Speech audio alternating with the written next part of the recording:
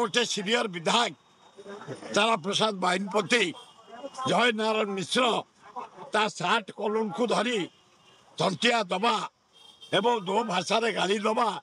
era ठीक गणतंत्र को हत्या करा जायछि विधानसभा रे करवा दरकार निहाती करिया तो खाली हुइसिन मारतले आज घंटा बाड़ी घंटा बाड़िया एटा नुआ नु ए सिकांजन हरिका तो बहु बाड़ी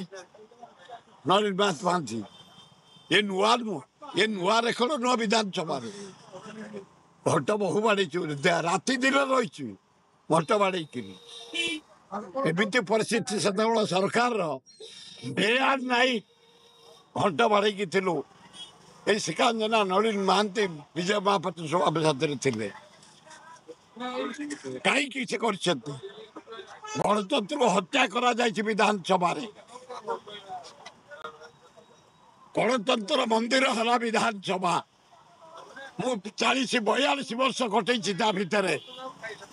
रेजुलेशन रही सब विवरणी रही सब पार्टिसिपेट करिछि विधानसभा रे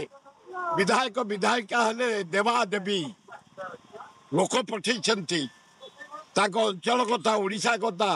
भारत कथा विधानसभा उत्थापन करने तमें गोटे सीनियर विधायक तारा प्रसाद बाहिनपति जय नारायण मिश्र